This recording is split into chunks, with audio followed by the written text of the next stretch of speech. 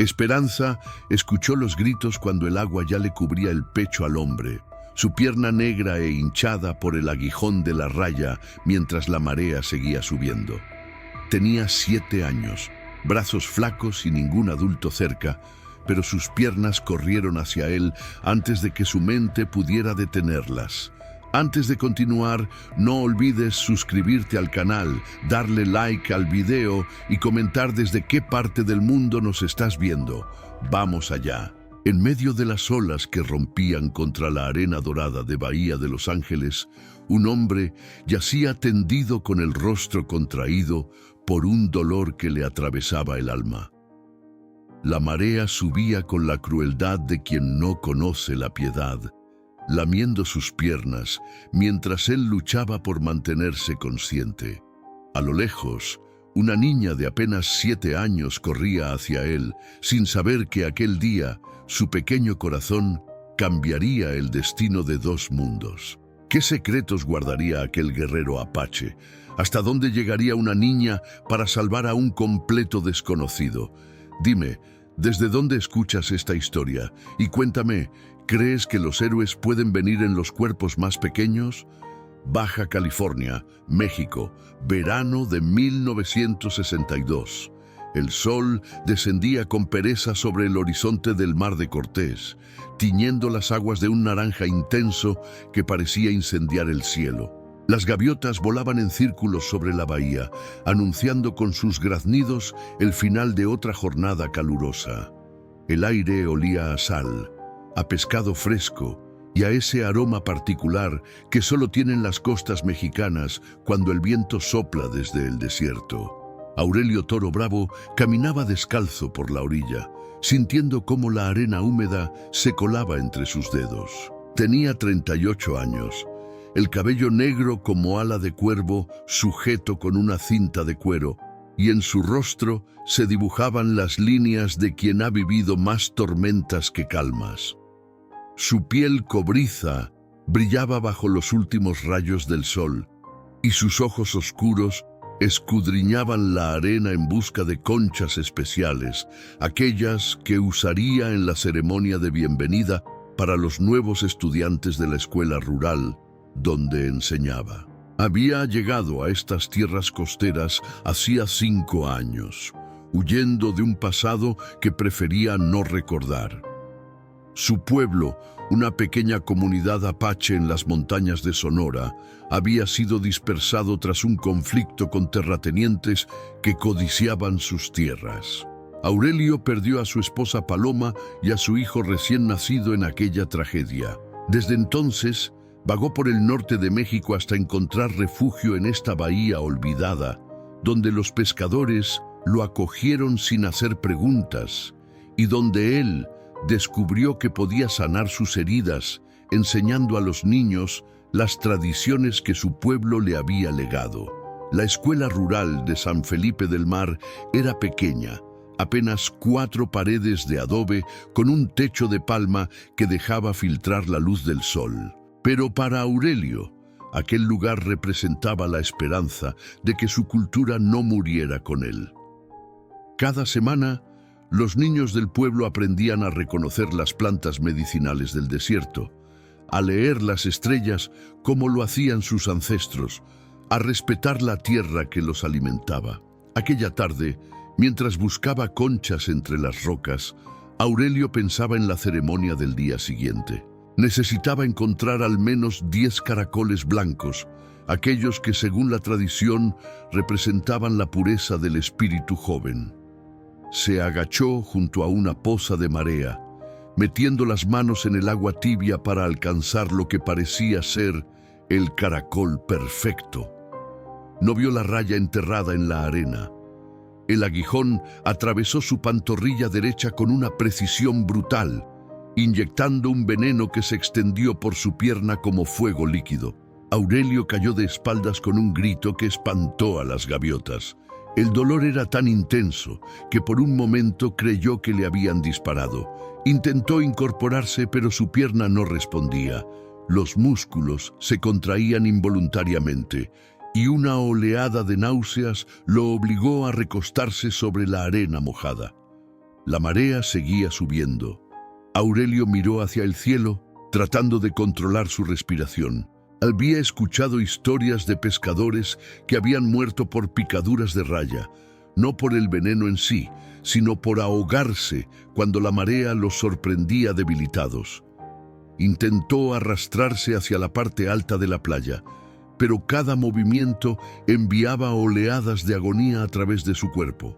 La pierna se hinchaba rápidamente, adquiriendo un tono morado que no auguraba nada bueno. ¡Auxilio!, gritó con toda la fuerza que le quedaba. ¡Por favor, alguien! Pero la playa estaba desierta. Los pescadores habían regresado hacía horas, y los turistas que ocasionalmente visitaban la bahía preferían las zonas más accesibles. Aurelio estaba solo, a merced de un mar que no conocía la compasión. El agua ya le llegaba a la cintura cuando escuchó algo, un sonido pequeño, casi imperceptible entre el rugido de las olas. Pasos ligeros que corrían sobre la arena. Giró la cabeza con esfuerzo y vio una figura diminuta aproximándose. Era una niña, no mayor de 7 años, con el cabello castaño enmarañado por el viento y un vestido blanco manchado de arena. ¡Señor!, gritó la pequeña, deteniéndose a pocos metros de él. ¿Está usted bien? Aurelio quiso responder, pero otra oleada de dolor le robó las palabras. Solo pudo extender la mano hacia ella, suplicando en silencio lo que su voz no podía expresar. La niña no dudó ni un instante. Sus ojos, grandes y oscuros como pozos de agua dulce, se llenaron de una determinación que parecía imposible en un cuerpo tan pequeño.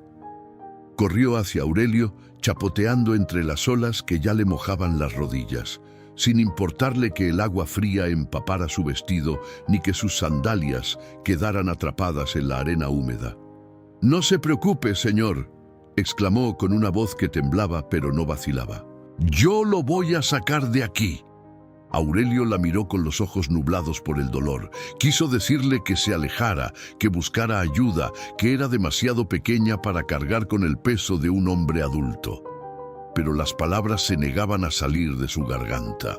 Solo un gemido ronco escapó de sus labios mientras otra contracción muscular le recorría la pierna envenenada.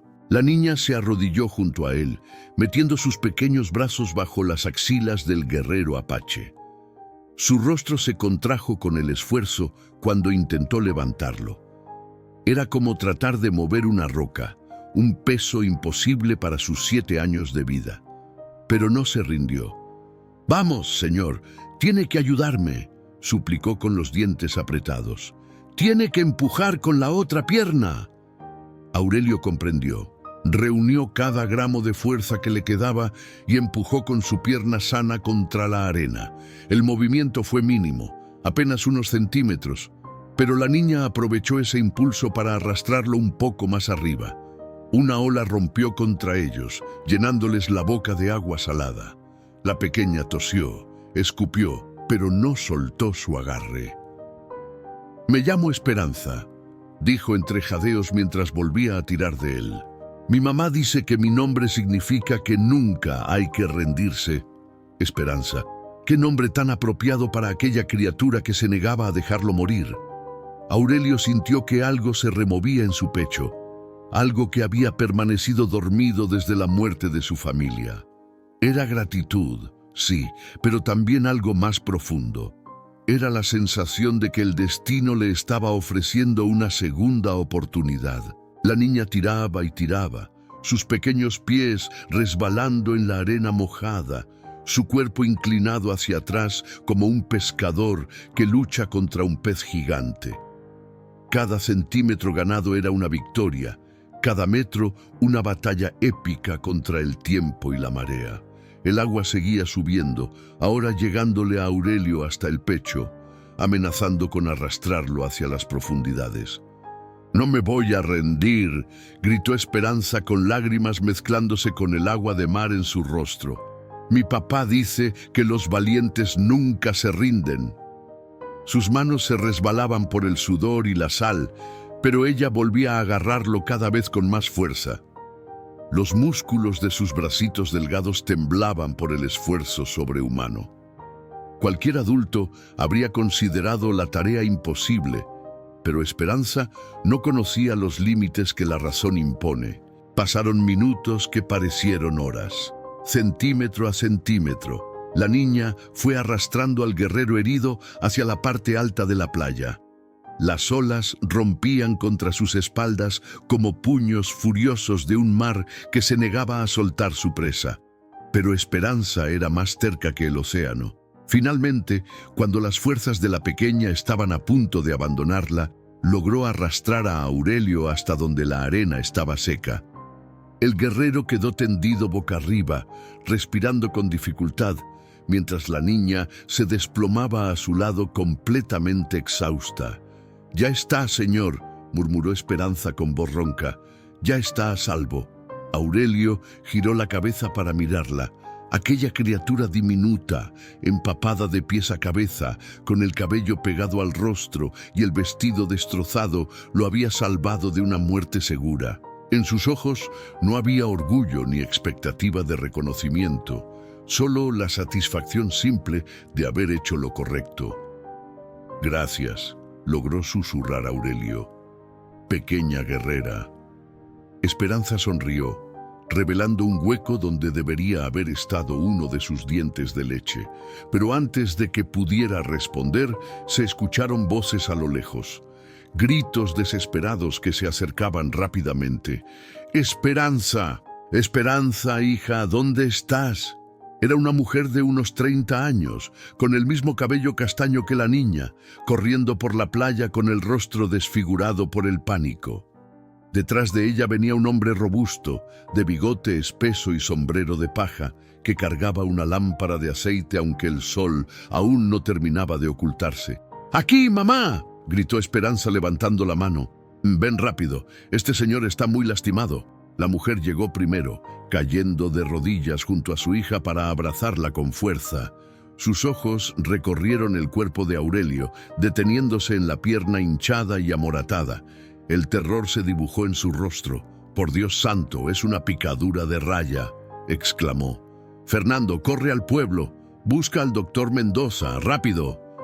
El hombre no necesitó que se lo repitieran 2 veces. Salió corriendo hacia el camino de tierra que llevaba al pueblo, sus botas levantando nubes de polvo en la penumbra del atardecer. La mujer, que se presentó como Carmen Soledad Valenzuela, no perdió tiempo en lamentaciones. Con movimientos precisos que delataban experiencia en situaciones difíciles, rasgó la parte inferior de su propia falda para improvisar un torniquete sobre la pierna de Aurelio. Sus manos temblaban ligeramente, pero su voz se mantuvo firme mientras trabajaba. «Esperanza, hija, necesito que vayas a la casa y traigas agua limpia y las sábanas viejas que están en el armario», ordenó sin apartar la vista de la herida. «¿Puedes hacer eso por mamá?». La niña asintió con vigor y salió corriendo hacia una pequeña casa de madera que se alzaba sobre unos pilotes a unos 200 metros de la playa. Sus piernas flacas se movían con una energía sorprendente para alguien que acababa de realizar un esfuerzo tan descomunal. Aurelio observaba todo como si estuviera sumergido en un sueño febril. El veneno de la raya le nublaba el pensamiento, haciendo que los rostros y las voces se difuminaran en una neblina espesa. Pero a través de esa bruma, los ojos de Carmen brillaban con una intensidad que lo mantenía anclado a la realidad. «Ana, no se me vaya a dormir, señor», le advirtió ella con severidad. «El veneno de raya puede hacer que el corazón se detenga si uno se deja vencer. Tiene que mantenerse despierto. ¿Me entiende?». Aurelio asintió débilmente. Quiso hablar, explicar quién era, agradecer lo que estaban haciendo por él, pero las palabras se enredaban en su lengua como hilos mojados. «Mi hija dice que usted gritaba pidiendo ayuda», continuó Carmen mientras apretaba el torniquete. «Dice que lo vio caer y que el agua lo estaba cubriendo. Esa niña tiene el corazón más grande que cualquier adulto que yo haya conocido». Una sonrisa débil se dibujó en los labios de Aurelio. Corazón grande, sí, corazón de león. Esperanza regresó minutos después cargando una jarra de barro llena de agua y un montón de telas blancas que arrastraban por el suelo. Detrás de ella venía cojeando un perro viejo de pelaje amarillento que parecía tan preocupado como los humanos. «Este es Canelo», explicó la niña mientras se arrodillaba junto a su madre. Él también quería ayudar. El perro se acercó a Aurelio y le olfateó el rostro con su hocico húmedo. Luego, como si hubiera tomado una decisión importante, se echó junto a él y apoyó la cabeza sobre su hombro sano. El calor del animal resultaba extrañamente reconfortante. Carmen limpió la herida con el agua fresca, arrancando un gemido de dolor al guerrero apache. La zona alrededor del aguijón estaba completamente negra y la hinchazón se extendía ya hasta la rodilla. No hacía falta ser médico para saber que aquello era grave. «¿Tiene familia, señor?», preguntó Carmen mientras trabajaba. «¿Alguien a quien debamos avisar?». Aurelio negó con la cabeza. El movimiento le costó un esfuerzo enorme. «Estoy solo», logró murmurar. «No tengo a nadie». Carmen lo miró con una mezcla de compasión y curiosidad. Había algo en aquel hombre que la intrigaba profundamente. Su piel cobriza, sus rasgos marcados, la cinta de cuero en su cabello. Todo hablaba de una historia que ella desconocía, pero que presentía llena de dolor. «Nadie está solo mientras haya gente dispuesta a ayudar», respondió ella con suavidad. «Esta noche usted tiene familia, aunque sea prestada». Las lágrimas brotaron de los ojos de Aurelio antes de que pudiera contenerlas.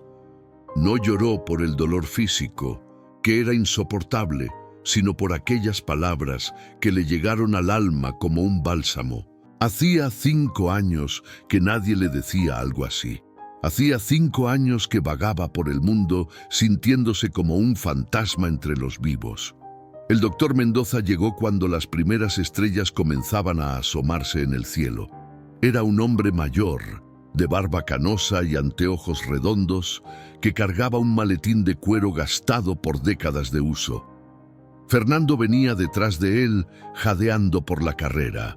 «¿Dónde está el paciente?», preguntó el doctor mientras bajaba del caballo con una agilidad sorprendente para su edad. Carmen señaló hacia Aurelio, quien yacía inmóvil sobre la arena con Canelo aún a su lado. El médico se acercó rápidamente, se arrodilló y examinó la herida con ojo experto. «Raya látigo», diagnosticó frunciendo el ceño, «de las más venenosas. Ha tenido mucha suerte de que lo encontraran a tiempo». «No fue suerte», intervino Fernando con voz grave. «Fue nuestra hija. Ella sola lo arrastró fuera del agua». El doctor alzó las cejas con incredulidad y miró a Esperanza, quien permanecía de pie junto a su madre con el vestido aún empapado y los ojos muy abiertos. «¿Esta pequeñita?», preguntó asombrado. «¿Ella sola sacó a un hombre adulto del mar?». Esperanza asintió con timidez, escondiendo medio rostro detrás del brazo de su madre. «Él estaba gritando», explicó con voz queda, «y el agua lo tapaba, no podía dejarlo ahí». El doctor Mendoza observó a la niña durante un largo momento. Luego, una sonrisa cálida iluminó su rostro arrugado. «Pequeña, lo que hiciste esta noche no tiene nombre», dijo con solemnidad. «Has salvado una vida. Eso te convierte en algo muy especial». El doctor Mendoza trabajó durante horas bajo la luz temblorosa de las lámparas de aceite. La casa de los Valenzuela se había convertido en un hospital improvisado, con Aurelio tendido sobre la mesa del comedor, mientras el médico extraía los restos del aguijón venenoso con instrumentos que brillaban como estrellas metálicas en la penumbra. Carmen había enviado a Esperanza a dormir, pero la niña se negaba a alejarse del extraño que había rescatado. Permanecía sentada en el umbral de la cocina, con las rodillas abrazadas contra el pecho y los ojos fijos en el rostro contraído del guerrero apache. Cada gemido de dolor que escapaba de los labios de Aurelio hacía que ella se estremeciera como si fuera su propia carne la que sufría. «La fiebre va a subir durante la noche», advirtió el doctor mientras vendaba la pierna con gasas empapadas en un ungüento de olor penetrante. «El veneno ya está en su sangre. Su cuerpo tendrá que pelear contra él. Solo podemos mantenerlo fresco y rezar». Fernando asintió con gravedad. Era un hombre de pocas palabras, curtido por años de trabajo en los campos de algodón y las salinas de la costa. Pero en sus ojos oscuros había una preocupación genuina por aquel desconocido que el mar había depositado en su playa. «¿Sobrevivirá?», preguntó Carmen con voz temblorosa. El doctor Mendoza se quitó los anteojos y los limpió con un pañuelo antes de responder. Sus movimientos eran lentos, deliberados, como si estuviera sopesando cada palabra antes de pronunciarla. «He visto hombres más jóvenes y fuertes morir por picaduras menos graves», admitió con honestidad brutal. «Pero también he visto milagros. Este hombre tiene algo que lo mantiene aferrado a la vida. Lo vi en sus ojos cuando lo examiné. Hay una llama ahí dentro que se niega a apagarse». Aquella noche, la fiebre llegó como había predicho el médico.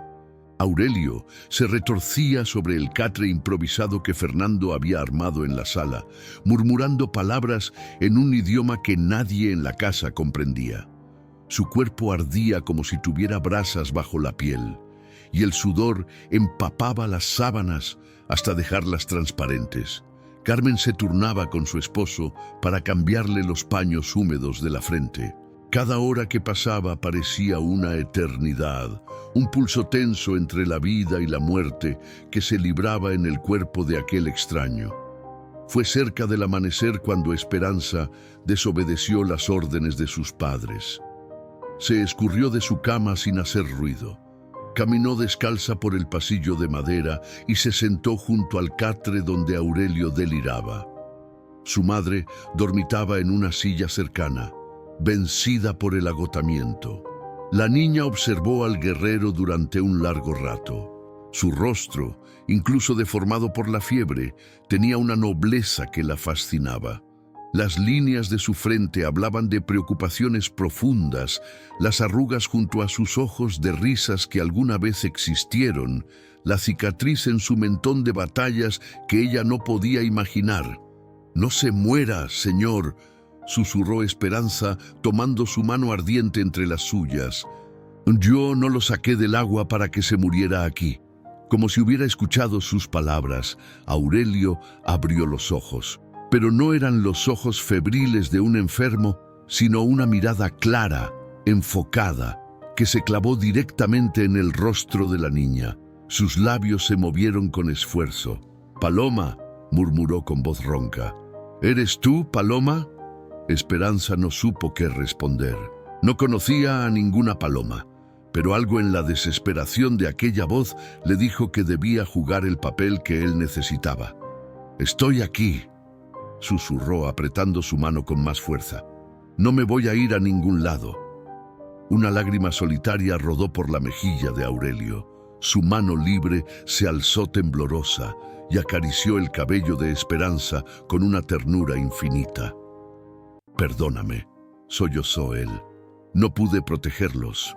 No pude salvarlos del fuego». La niña sintió que su corazón se rompía en 1000 pedazos. No entendía de qué hablaba aquel hombre, pero comprendía el dolor que destilaban sus palabras. Era un dolor antiguo, profundo, que había estado pudriéndose en su interior durante años. «No hay nada que perdonar», respondió Esperanza con una sabiduría que superaba sus 7 años. «Usted está aquí. Usted está vivo. Eso es lo que importa». Aurelio la miró fijamente durante un momento eterno. Poco a poco, la confusión febril fue abandonando sus ojos, reemplazada por una lucidez dolorosa. Comprendió que aquella no era su esposa muerta, sino la niña que lo había salvado. pero en lugar de sentirse avergonzado por la confusión, sintió una paz extraña. «¿Cómo te llamas, pequeña guerrera?», preguntó con voz débil pero clara. «Ahora Esperanza», respondió ella con una sonrisa tímida. «Esperanza Valenzuela». Aurelio cerró los ojos y apretó la mano de la niña como si fuera un ancla que lo mantuviera en este mundo. «Esperanza», repitió saboreando cada sílaba. «El nombre más hermoso que existe». Carmen despertó minutos después para encontrar a su hija dormida junto al catre, con la cabeza apoyada sobre el pecho de Aurelio y sus manos entrelazadas. El guerrero también dormía, pero su rostro había perdido la tensión de la fiebre. Respiraba con tranquilidad, como si hubiera encontrado la paz después de una larga tormenta. La madre no tuvo corazón para separarlos. Se limitó a cubrirlos a ambos con una manta y a sentarse en silencio mientras el sol comenzaba a pintar de rosa las paredes de la humilde casa. Los días que siguieron fueron una batalla silenciosa entre el veneno y la voluntad. Aurelio pasaba horas sumido en un sueño profundo, interrumpido solo por momentos de lucidez, donde sus ojos buscaban instintivamente el rostro de Esperanza. La niña, fiel a una promesa que nadie le había pedido, permanecía a su lado cada vez que sus padres se lo permitían. Carmen observaba aquella conexión con una mezcla de asombro y ternura. Su hija siempre había sido especial, diferente a los otros niños del pueblo que preferían correr y gritar. Esperanza era callada, observadora, con una sensibilidad que a veces la hacía llorar por los animales heridos que encontraba en la playa, pero nunca la había visto volcarse así hacia otro ser humano. «¿Por qué te importa tanto ese señor?», le preguntó una mañana mientras peinaba su cabello enmarañado. Esperanza se quedó pensativa, mordiendo su labio inferior como hacía siempre que buscaba las palabras adecuadas. «Porque está solo, mamá», respondió finalmente, «y nadie debería estar solo cuando tiene miedo». Carmen sintió que los ojos se le humedecían. Se inclinó y besó la coronilla de su hija, aspirando el aroma a sal y arena que siempre la acompañaba. «Tienes razón, mi amor, nadie debería». Al quinto día, la fiebre cedió definitivamente. Aurelio despertó con la mente clara por primera vez desde el accidente, encontrándose en una habitación desconocida llena de luz dorada. Las cortinas de algodón se mecían suavemente con la brisa marina, y el sonido de las olas, rompiendo en la distancia, le recordó dónde estaba. Intentó incorporarse, pero un dolor punzante en la pierna lo obligó a recostarse nuevamente. Bajó la mirada y vio su extremidad vendada, elevada sobre un montón de almohadas. La hinchazón había disminuido considerablemente, aunque el color aún no era del todo normal. «No debería moverse todavía, señor». La voz venía de la puerta. Aurelio giró la cabeza y vio a Fernando Valenzuela de pie en el umbral, sosteniendo una taza humeante entre sus manos callosas. «El doctor dice que necesita al menos 2 semanas más de reposo», continuó el hombre, acercándose con pasos medidos. «Le traje un té de hierbas. Mi esposa lo prepara. Dice que ayuda a limpiar la sangre». Aurelio aceptó la taza con manos temblorosas. El líquido tenía un sabor amargo, pero reconfortante, y sintió cómo el calor se extendía por su pecho. «Gracias», murmuró con voz ronca por el desuso. «Por todo, por acogerme en su casa, por cuidarme». Fernando se sentó en una silla junto a la cama, cruzando los brazos sobre su pecho ancho. «No tiene que agradecer nada», respondió con su característica parquedad. «Cualquiera hubiera hecho lo mismo». «No cualquiera», replicó Aurelio negando con la cabeza. «He conocido muchos lugares y mucha gente. La bondad como la de su familia es rara, muy rara». Un silencio cómodo se instaló entre ellos. Fernando no era hombre de conversaciones largas, pero había algo en aquel extraño que lo hacía sentir curiosidad. Finalmente, Se decidió a preguntar: ¿De dónde viene usted? Mi hija dice que tiene la piel como los indios de las montañas. Aurelio bajó la mirada hacia la taza que sostenía entre sus manos. Soy apache, confesó esperando ver rechazo en los ojos de su anfitrión. Mi pueblo vivía en las sierras de Sonora, cerca de la frontera norte. Para su sorpresa, Fernando solo asintió con tranquilidad. Mi abuelo era yaqui, reveló con un dejo de orgullo en la voz. Peleó contra los federales en las guerras del Yaqui. Murió defendiendo su tierra cuando mi padre era apenas un niño. Aurelio lo miró con nuevos ojos. Ahora entendía la ausencia de prejuicio, la aceptación natural que aquella familia le había mostrado. Compartían una sangre antigua, una historia de resistencia y pérdida que los conectaba más allá de las palabras. Mi gente también fue dispersada, dijo Aurelio, sintiendo que las palabras fluían por primera vez en años. Los terratenientes querían nuestras tierras, vinieron con armas y fuego. Yo perdí todo. No elaboró más, pero Fernando comprendió. Había visto ese dolor en los ojos de su propio padre cuando hablaba del abuelo que nunca conoció. Aquí puede quedarse el tiempo que necesite, ofreció Fernando poniéndose de pie. Esta casa es humilde, pero tiene espacio para quien lo necesita. Antes de salir, se detuvo en el umbral y añadió sin volverse: mi hija lo salvó por una razón. Esperanza nunca hace nada sin motivo. Aurelio se quedó solo con aquellas palabras resonando en su mente. ¿Una razón? ¿Qué razón podía tener el destino para mantenerlo vivo? Había deseado la muerte tantas veces durante los últimos 5 años. Había caminado por precipicios y nadado en aguas peligrosas, esperando que el final llegara sin que él tuviera que provocarlo. Pero el final no llegó. En su lugar, llegó una niña de 7 años con manos pequeñas y un corazón gigante. Las semanas pasaron con la lentitud dulce de la miel derramándose sobre pan caliente. Aurelio fue recuperando fuerzas poco a poco, primero logrando sentarse sin ayuda, luego dando pasos vacilantes por la habitación apoyado en un bastón que Fernando talló especialmente para él. Cada pequeño progreso era celebrado por Esperanza con aplausos entusiastas que hacían sonreír hasta a las paredes de aquella casa humilde. La niña se había convertido en su sombra constante. Cada mañana llegaba a su habitación con un vaso de agua fresca y una flor silvestre que recogía del camino. Se sentaba a los pies de su cama y lo bombardeaba con preguntas sobre todo lo imaginable. ¿Por qué el cielo es azul? ¿Los peces duermen? ¿De dónde vienen las estrellas cuando se esconden durante el día? Aurelio respondía a cada pregunta con la paciencia de quien ha encontrado un propósito después de años de vacío. Descubrió que enseñar a aquella niña curiosa llenaba un hueco en su alma que creía permanentemente sellado. Era como regar una planta que todos daban por muerta y verla florecer contra toda esperanza. Mi pueblo cree que las estrellas son los ojos de nuestros ancestros, le explicó una noche mientras observaban el cielo desde la ventana. Cada persona que muere se convierte en una luz que nos vigila desde arriba. Esperanza abrió los ojos con asombro.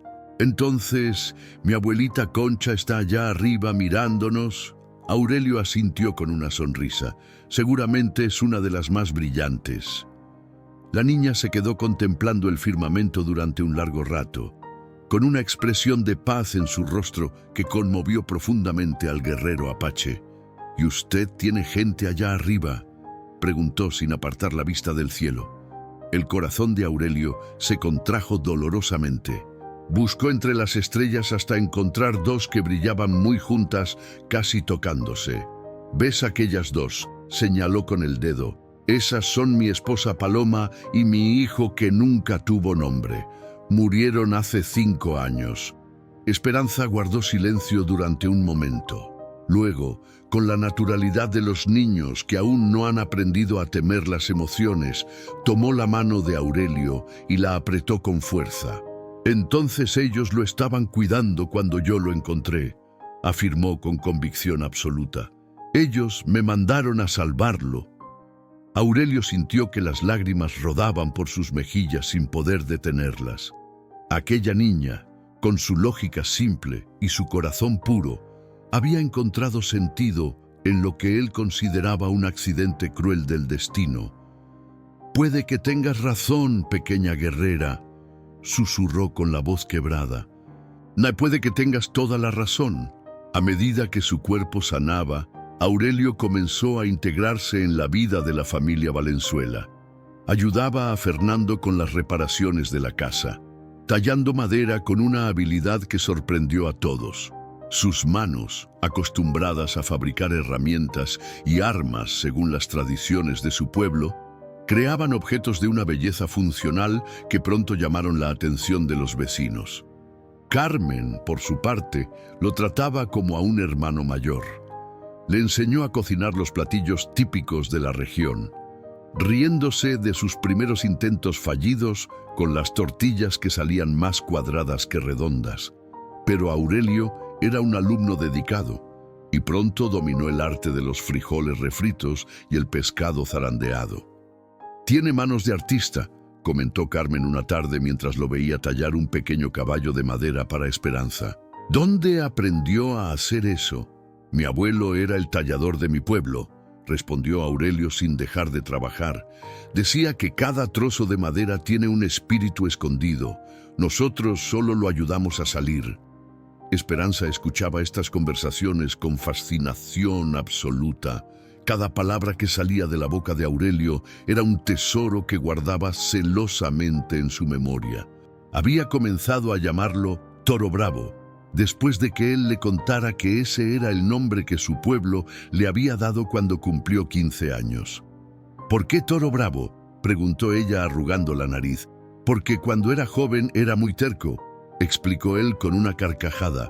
«Como los toros, que no quieren moverse aunque los empujen». «Yo también soy terca», declaró Esperanza con orgullo. «Mamá siempre lo dice». «Lo sé», respondió Aurelio mirándola con afecto. «Por eso pudiste sacarme del agua, fuiste más terca que el mar». La niña sonrió, mostrando el hueco donde su diente de leche había estado. Un nuevo diente comenzaba a asomar, pequeño y blanco como una perla recién nacida. «Entonces necesito un nombre especial como el tuyo», decidió ella cruzando los brazos. Aurelio la observó durante un momento, considerando seriamente la petición. En su cultura, los nombres se ganaban mediante actos de valor o características especiales. Aquella niña había demostrado ambas cosas. «Corazón de león», pronunció finalmente con solemnidad. «Ese será tu nombre, porque tienes el corazón más valiente que he conocido». Esperanza repitió el nombre en voz baja, saboreando cada sílaba como si fuera un dulce precioso. Sus ojos brillaron con una felicidad que iluminó toda la habitación. «Corazón de león», susurró. «Me gusta». La noticia de la presencia de un indio apache en casa de los Valenzuela se esparció por el pueblo de San Felipe del Mar como el humo de una fogata en días sin viento. Los habitantes de aquella comunidad pesquera eran gente sencilla, acostumbrada a los ritmos del mar y las estaciones, pero también cargaban con los prejuicios que la historia les había sembrado en el alma. Fue don Próspero Villanueva, el dueño de la cantina y la tienda de abarrotes, quien primero levantó la voz en contra. «Esos apaches son salvajes», declaró una noche frente a un grupo de pescadores que bebían mezcal después de la jornada. «Mi padre me contaba historias de cómo atacaban los ranchos, robaban ganado y secuestraban mujeres. No entiendo cómo Fernando permite que uno de ellos viva bajo su techo». Los murmullos de aprobación recorrieron la cantina como una ola oscura. Pronto, las miradas de sospecha comenzaron a seguir a Aurelio cada vez que caminaba por el pueblo apoyado en su bastón. Las madres apartaban a sus hijos cuando él pasaba. Los hombres guardaban silencio y lo observaban con ojos entrecerrados. Carmen fue la primera en notar el cambio. Regresó del mercado una mañana con el rostro pálido y los labios apretados. ¿Qué pasó?, preguntó Fernando al verla entrar sin las compras que había ido a buscar. Doña Remedios se negó a venderme harina, respondió ella con la voz temblando de rabia contenida. Dijo que no hace negocios con gente que acoge a salvajes en su casa. Fernando golpeó la mesa con el puño, haciendo saltar los platos del desayuno. Esa vieja entrometida. Voy a ir ahora mismo a hablar con ella. No, intervino Aurelio desde el umbral de la sala. Había escuchado toda la conversación y la culpa le pesaba en los hombros como una roca. Esto es mi culpa. No debí quedarme tanto tiempo. Les estoy causando problemas. Esperanza, que dibujaba en un rincón, saltó de su silla y corrió hacia él. «No puede irse», exclamó, aferrándose a su pierna sana. «Usted prometió enseñarme a leer las estrellas. Prometió contarme más historias de su pueblo».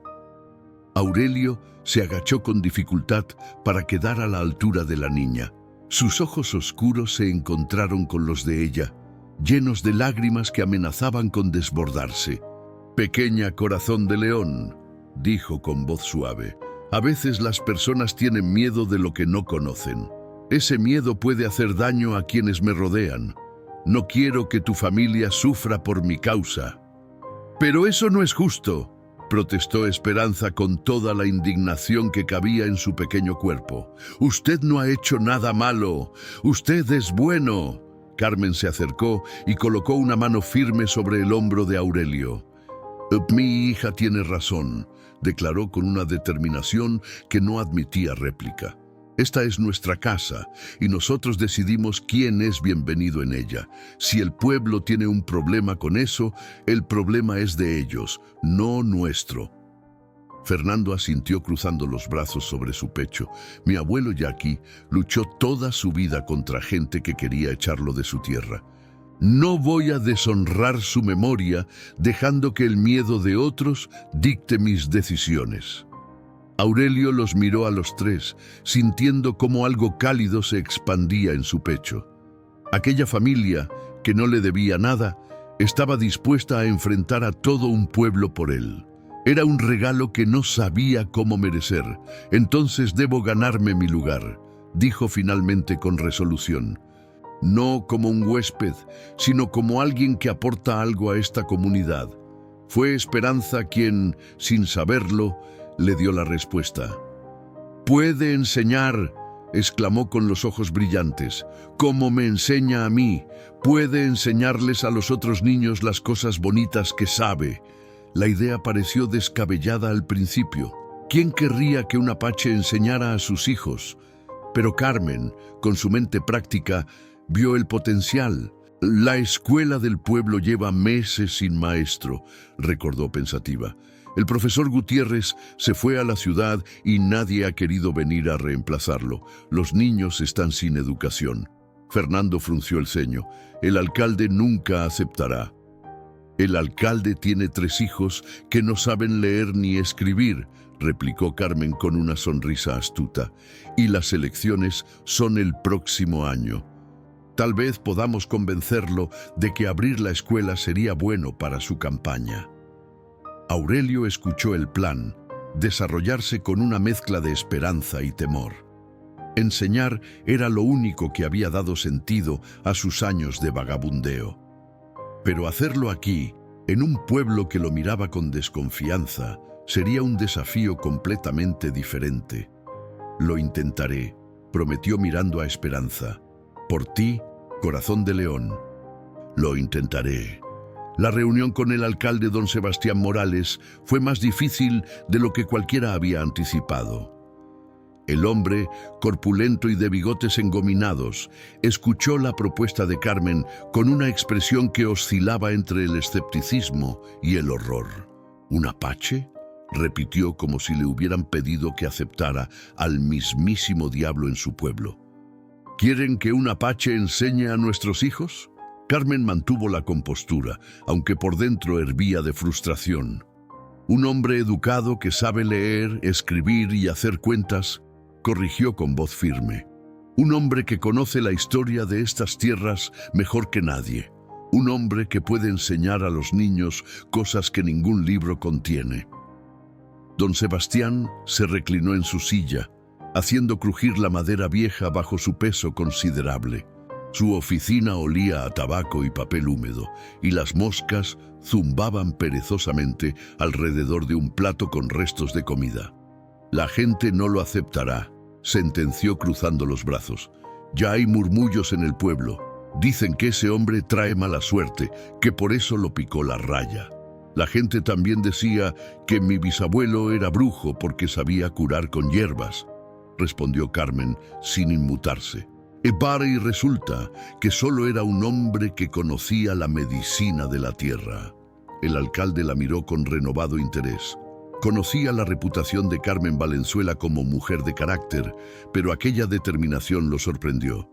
¿Y qué gano yo con esto?, preguntó inclinándose hacia adelante con ojos calculadores. Las elecciones son en 8 meses, respondió Carmen sin rodeos. Usted será el alcalde que reabrió la escuela después de un año de abandono. El alcalde que se preocupó por la educación de los niños.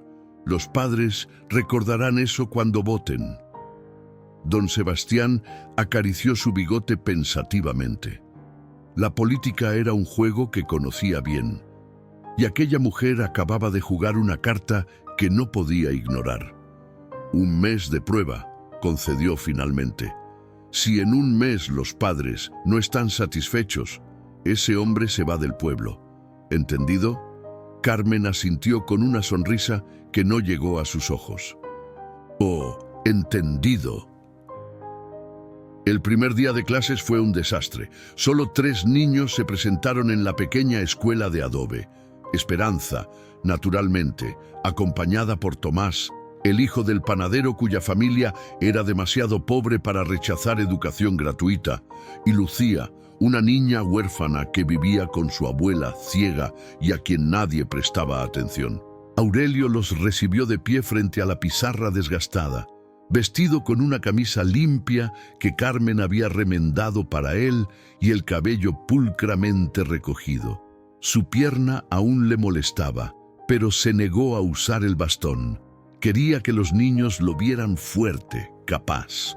«Buenos días», saludó con voz clara. «Soy el maestro Aurelio.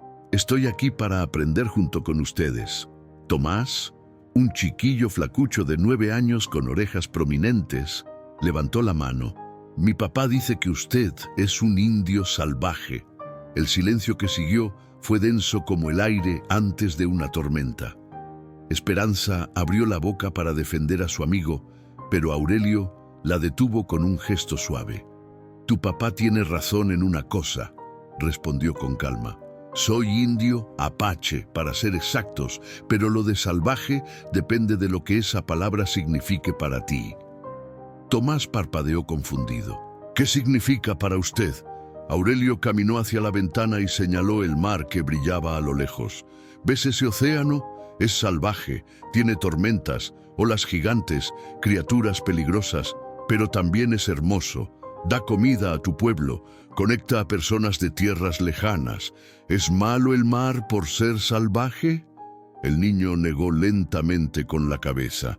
«Mi pueblo vivía en las montañas», continuó Aurelio.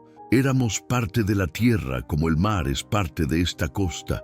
Teníamos nuestras propias tormentas, nuestras propias olas, pero también teníamos sabiduría, historias, conocimientos que quiero compartir con ustedes». Lucía, quien había permanecido callada hasta entonces, alzó la mano tímidamente. «¿Qué clase de historias?». Aurelio sonrió por primera vez aquella mañana. «Historias de estrellas que guardan los secretos del tiempo, de animales que enseñaron a los humanos a sobrevivir, de guerreros y guerreras que defendieron lo que amaban con el corazón antes que con las armas». Los 3 niños intercambiaron miradas. Aquello sonaba mucho más interesante que los aburridos ejercicios de caligrafía que el antiguo maestro les obligaba a repetir. «¿Nos enseñará esas historias?», preguntó Esperanza con los ojos brillantes, aunque ya conocía la respuesta. «Les enseñaré todo lo que sé», prometió Aurelio. «Pero primero Necesito que ustedes me enseñen algo a mí. ¿Qué cosa?, preguntaron los tres al unísono. Necesito que me enseñen sobre su pueblo, sobre sus familias, sus costumbres, sus miedos y esperanzas, porque un maestro que no conoce a sus alumnos no puede enseñarles nada. Las semanas siguientes transformaron la pequeña escuela de San Felipe del Mar en algo que nadie había imaginado posible. La noticia de las clases del maestro Apache se esparció primero entre los niños, quienes regresaban a sus casas contando historias fascinantes sobre constelaciones con nombres antiguos y plantas que curaban enfermedades. «Mamá, ¿sabías que las hormigas pueden predecir las lluvias?», preguntó Tomás una noche durante la cena, dejando a sus padres boquiabiertos.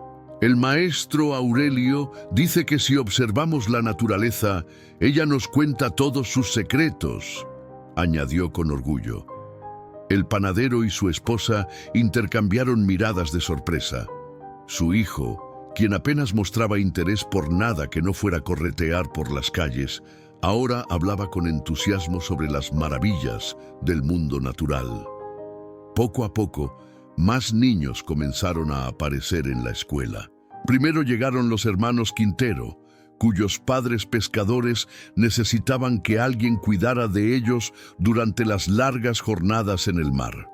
Luego vino Rosario, la hija del carnicero, seguida por Miguel y Andrés, los gemelos del herrero. Al cabo de un mes, 15 niños llenaban los bancos de madera cada mañana. Aurelio adaptó sus enseñanzas a las necesidades de la comunidad. Les enseñó a leer usando los nombres de los peces que sus padres capturaban. Les enseñó matemáticas calculando las ganancias de la pesca y el peso de las redes.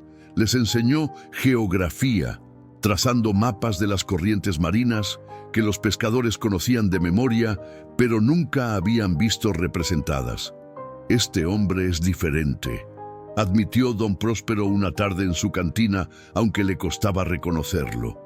«Mi sobrino ahora sabe sumar mejor que yo». Pero el verdadero cambio ocurrió el día de la tormenta. Era una tarde de agosto, cuando el cielo se oscureció sin previo aviso. Las nubes negras se acumularon sobre el horizonte con una velocidad aterradora, y el viento comenzó a aullar como un animal herido. Los pescadores que estaban en el mar no tuvieron tiempo de regresar.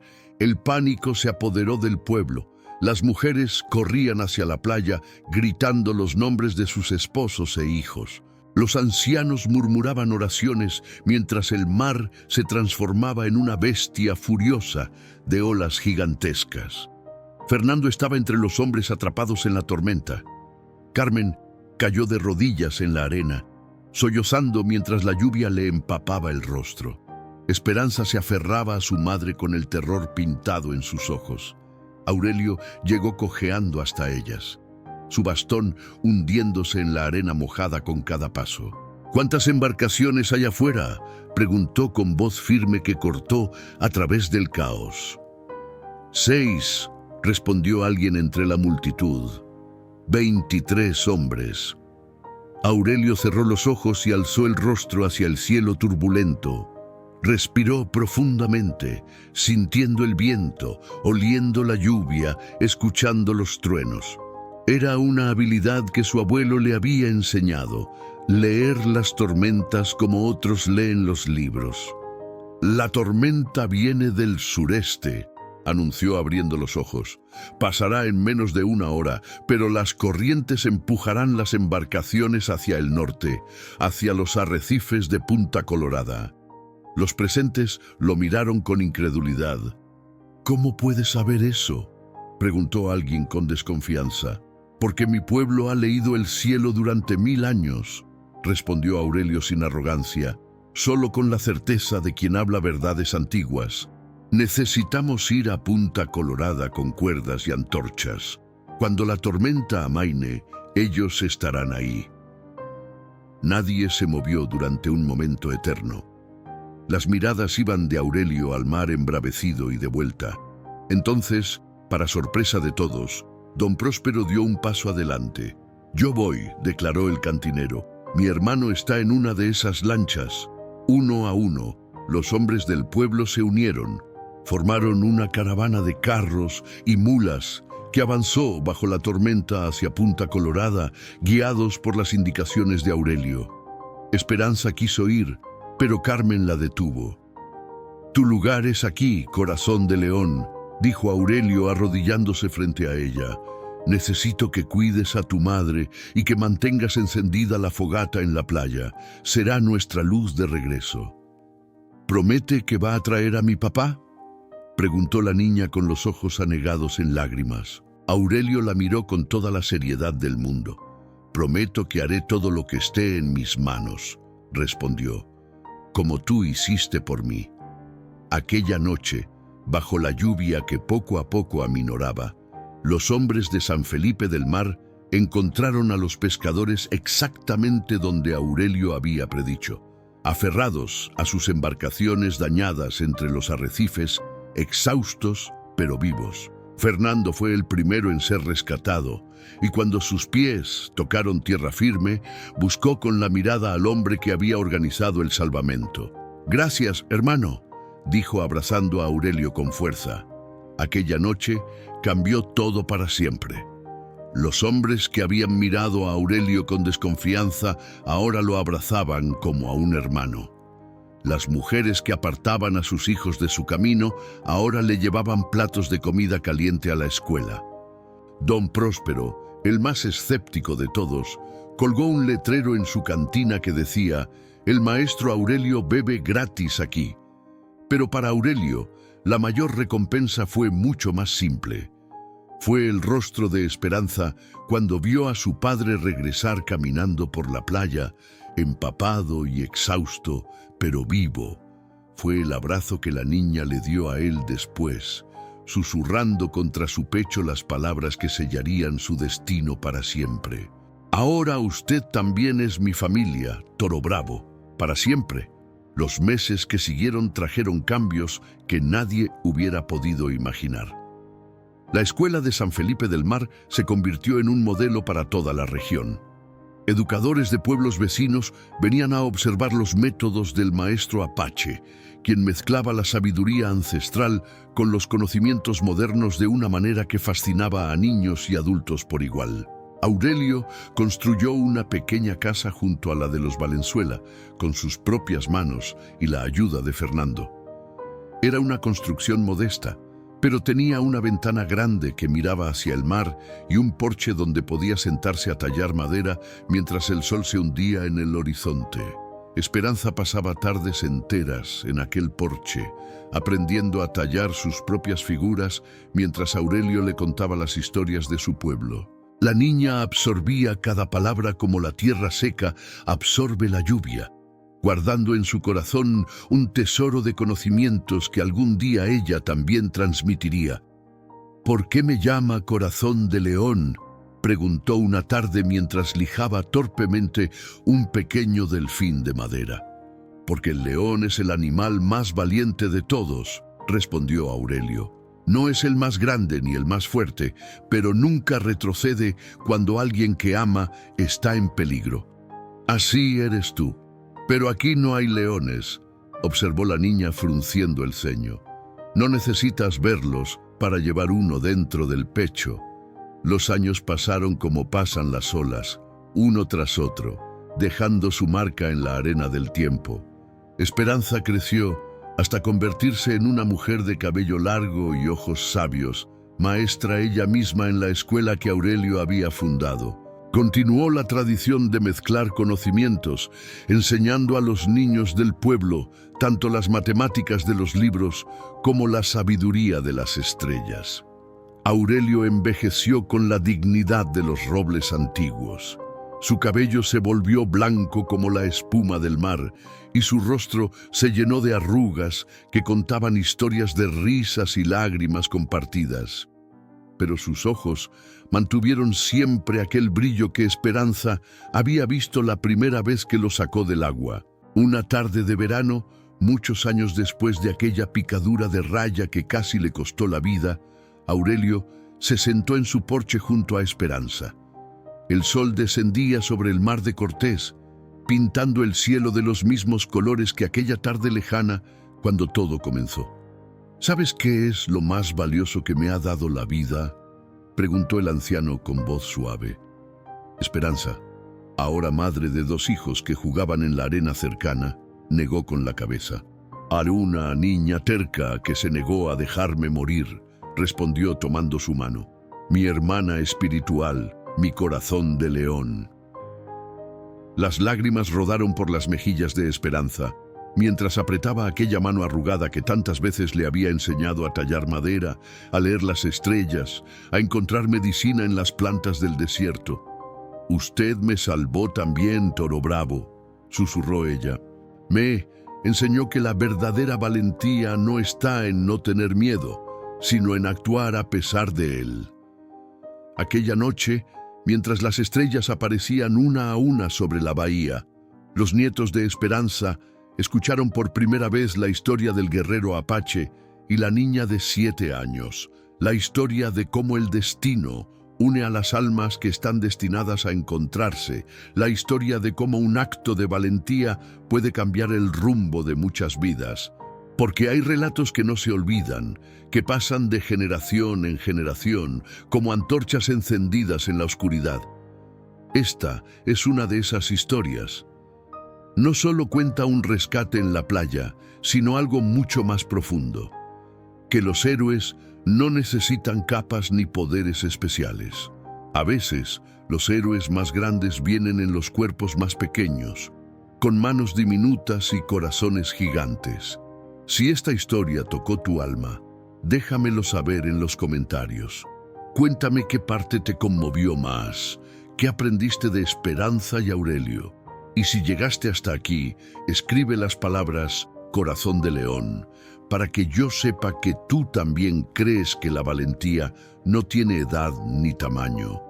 No olvides que en las tarjetas estamos dejando más relatos como este, llenos de emociones profundas, personajes inolvidables y amores que desafían el tiempo. Historias que no solo entretienen, sino que dejan huella. Suscríbete, comparte y sobre todo, sigue creyendo que un solo acto de bondad puede cambiar el destino de alguien para siempre. Porque a veces la vida nos pone exactamente donde necesitamos estar, aunque no lo entendamos en ese momento. Y recuerda, todos llevamos un león dentro del pecho. Solo necesitamos el momento adecuado para dejarlo rugir.